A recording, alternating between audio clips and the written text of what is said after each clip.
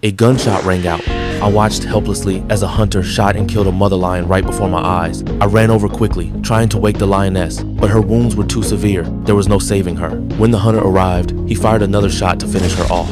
After the hunter left, I suddenly discovered 4 tiny cubs nearby, mewling for their mother. These little ones had lost their mother. How would they survive now? My name is Benji. During a sea voyage with my owner, our small boat was caught in the storm and capsized. The next day, I swam alone to a deserted island.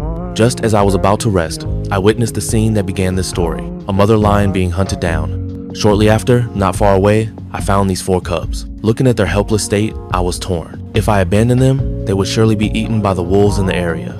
I couldn't bear to leave them behind. I began gathering strawberries to feed the little lions, but to my surprise, they wouldn't eat vegetation. Then I spotted a rabbit and immediately gave chase. But when I caught up to it and saw its pitiful eyes, I decided to let it go.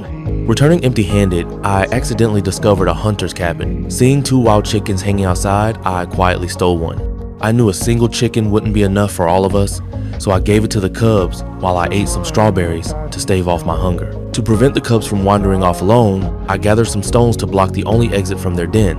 I returned to the hunter's place, planning to steal the remaining chicken, but unfortunately, I was caught. He tied me to a tree.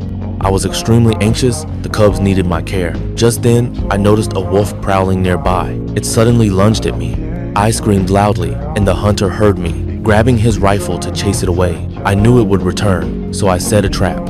This time, I showed it what I was capable of. When the hunter wasn't looking, I grabbed the chicken in my mouth and immediately fled. On the way back, I discovered another female cougar with her own cub. I immediately thought of having her care for the 4 orphans.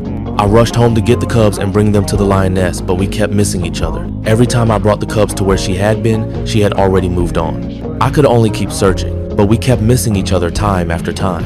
One day, my owner's helicopter appeared before me. He even landed and searched for me, but looking at the cubs beside me, I couldn't bring myself to leave before finding them a new mother, so I could only watch as my owner departed.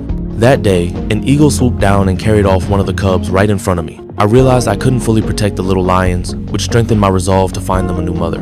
Another day, I was chased everywhere by the wolf again. Then I thought of the perfect place to get rid of it. I slowly crept into the bushes, and the wolf leaped after me, falling straight off the cliff. On the way back, I saw the lioness again. I ran ahead along the path she would take. To prevent her from going another way, I blocked the entrance with a branch. Then I carried the remaining 3 cubs up the mountain one by one.